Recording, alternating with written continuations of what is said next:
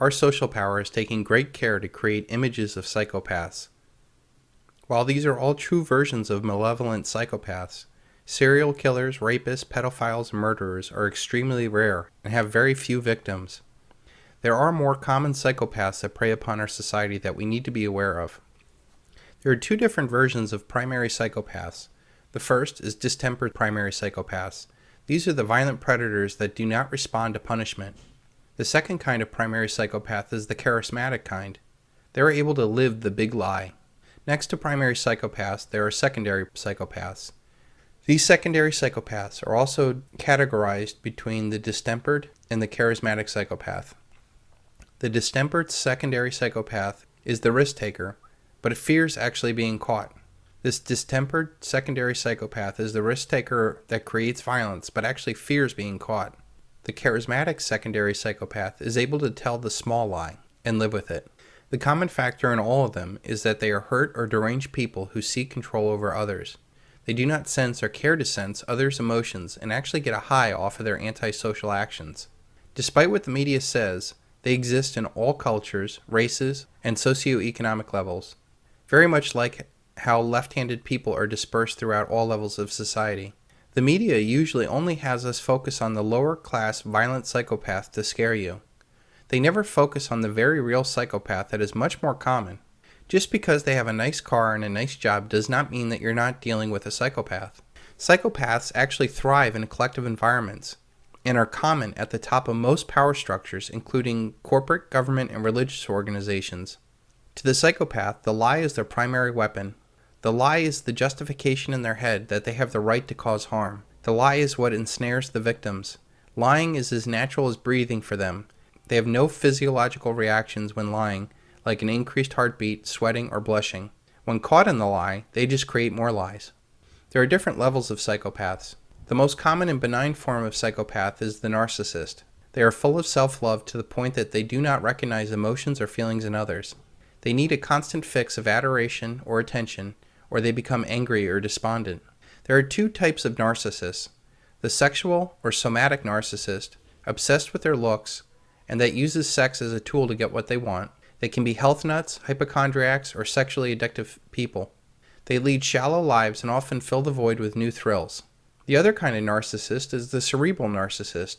They love their own minds. They are arrogant, condescending know-it-alls who talk down to you. They seek awards and recognition from their peers. Narcissists use others as a means to their own gratification and often dump those that no longer suit their needs. They always take and never give unless it is bait for something else they want. The victim is the next type of psychopath. Mostly female, this psychopath preys on the weakness they see in others: sympathy. They look weak and pitiful to garner attention and sympathy. The real reason is to lower the guard of the intended victim. They use sex as a hook to juggle multiple victims into tangled relationships. This is done to drain the victim of energy and money until they serve no purpose, at which time they just leave. Another type of psychopath is the con artist. They use their excellent lying capabilities to cheat others. They are the consummate salesperson that are driven by money, and they could care less if people love them or not. Lower intellect or lower ambition con artists do short cons for quick money. Higher intellect and higher ambition con artists tell the big lie over long periods. The thing that is common in both of these cons, they take something that has no intrinsic value and inflate the perceived value to sell it to the victims, and then they run. These schemes can grow large enough to take down the entire world economy, as we will see later. It is not Hannibal Lecter you should fear. It is the modern psychopath like Bernie Madoff. Bernie Madoff stole $50 billion and had over 4,000 direct victims and hundreds of thousands of indirect victims. Entire family fortunes were lost, and there were a lot of suicides. And yet he has no real remorse about what he had done. A nation can survive its fools and even the ambitious, but it cannot survive a treason from within. An enemy at the gates is less formidable, for he is known and he carries his banners openly. But the traitor moves among those within the gate freely, his sly whispers rustling through all the galleys, heard in every hall of government itself.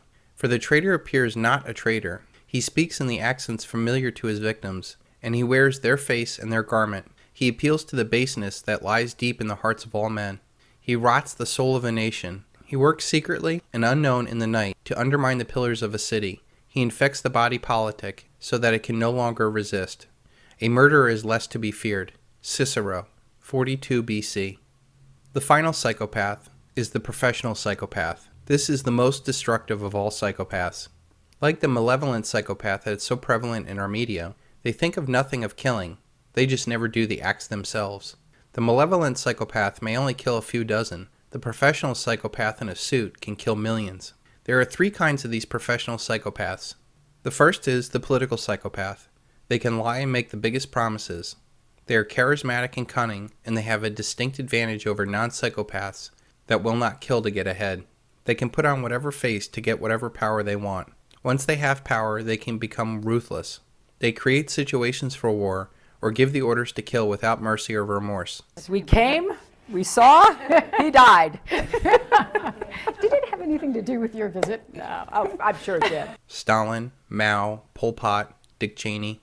The next kind is the religious psychopath. From the bloody sacrifices of Aztec priests, the Spanish Inquisitions, the Crusades, and other religious wars in the name of peace, religion is another form of power that attracts the psychopath. The final and most powerful one is the absolute psychopath. Even more disturbing is the men that are behind the politicians that fund the wars, like the Rothschilds and the Rockefellers. Just because they are more polished and respected does not mean that they are not narcissistic, cunning, and vicious as other psychopaths. Bernie Madoff is nothing compared to the true elite that commit global crimes including mass genocide, generational slavery, and the theft of the wealth of nations. We have heard that 500,000 children have died. I mean, that's more children than died in Hiroshima. And you know, is the price worth it? I think this is a very hard choice, but we think the price is worth it. We hang petty thieves and appoint great ones to high office. Aesop.